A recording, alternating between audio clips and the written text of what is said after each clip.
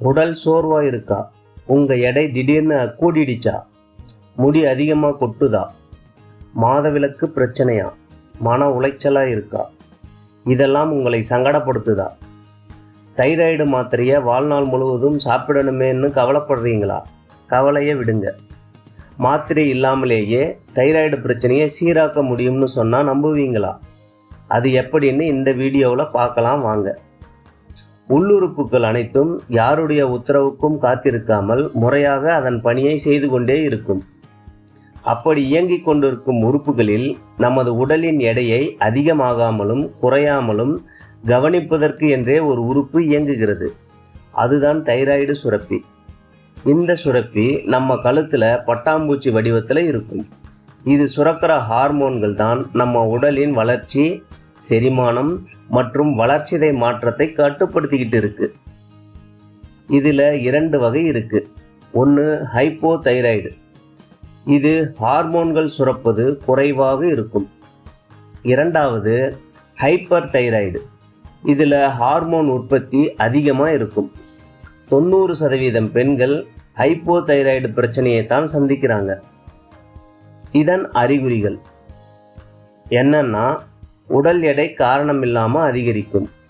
உடல் எடை கூடுதேன்னு உணவின் அளவை குறைத்தாலும் உடல் எடை மட்டும் குறையவே குறையாது. கிராமத்தில் ஒரு பேச்சு வழக்கு உள்ளது. கள்ளம் கபடம் இல்லாமல் இருப்பவர்கள் குண்டாக இருப்பார்கள் என்று சொல்லுவாங்க. ஆனால் அது உண்மை அல்ல. உடலில் ஹைப்போதைராய்டு பிரச்சனை காரணமாக உடல் எடை கூடிக்கிட்டே இருக்கும். இவர்கள் வேகமாகவும் சுறுசுறுப்பாகவும் செயல்பட முடியாது. அளவுக்கு அதிகமான உடல் சோர்வு ஏற்படுவதே இதற்கு காரணம். அத்துடன் இவர்களால் குளிரை தாங்க முடியாமல் நடுங்குவார்கள். இவர்களுக்கு மலச்சிக்கலும் முடி உதிர்வதும் மற்றும் ஒழுங்கற்ற மாதவிடாய் பிரச்சனையும் அறிகுறிகளாக வெளிப்படும். Hyper thyroid. இந்த பிரச்சனை உள்ளவர்கள் எவ்வளவு சத்துள்ள ஆகாரங்களை எடுத்துக்கொண்டாலும் உடல் எடை மட்டும் அதிகமாகாமல் ஒல்லியாகவே இருப்பார்கள். காரணம், இந்த ஹார்மோன் உடலில் கொழுப்புகளையும் சதைகளையும் சேரவிடாமல் கரைத்து வெளியே அனுப்பிக்கொண்டே இருக்கும். இதனால் இவர்களின் உடல் எடை குறையுமே தவிர அதிகரிக்காது. சரியான வினயம் பிடிச்சவன் என்ன சாப்பிட்டாலும் உடம்புல தங்கவே தங்காது என்பார்கள். அதாவது நல்ல எண்ணம் இல்லாதவர்கள் என்பதை இப்படி சொல்வார்கள்.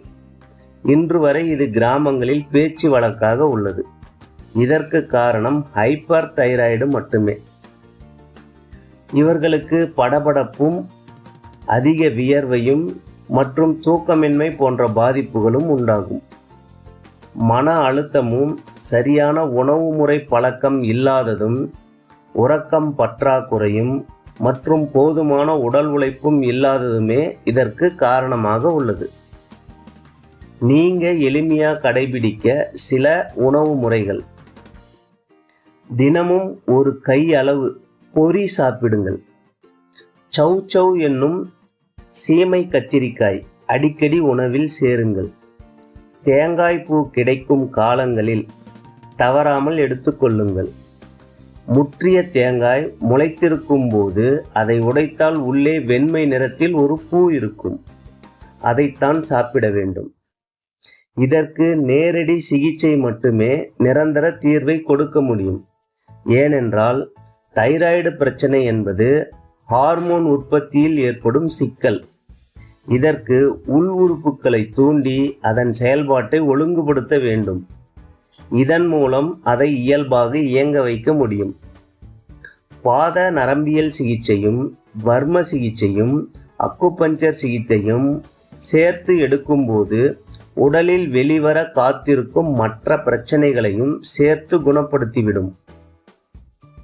உடனே தீர்வு கிடைக்கும் குறிப்புகள் தான் உங்களுக்கு பயனுள்ளதாக இருக்கும். காரணம், அவசர நிலையில் ஓடிக்கொண்டிருக்கும் காலத்தில் தைராய்டு பிரச்சனையை குணப்படுத்தும் புள்ளிகளை நினைவில் வைத்து கொள்ள முடியுமா? அதற்கான அக்குபஞ்சர் புள்ளிகள், வர்ம இடம், பாத சிகிச்சை குறிப்பு போன்றவற்றை இங்கே கொடுக்க முடியும். அதனால் உங்களுக்கு பயன் கிடைக்குமா என்றால் அது சந்தேகம்தான். நாள்பட்ட உபாதை மற்றும் தொடர் சிகிச்சைக்கு பின் குணமாகும் நோய்களுக்கு எப்படி குறிப்பு தருவது? உங்க சந்தேகங்களை கமெண்ட்ல கேளுங்க. மேலும் தகவலுக்கு திரையில் தெரிகிற எண்ணை தொடர்பு கொள்ளலாம். நன்றி, வணக்கம்.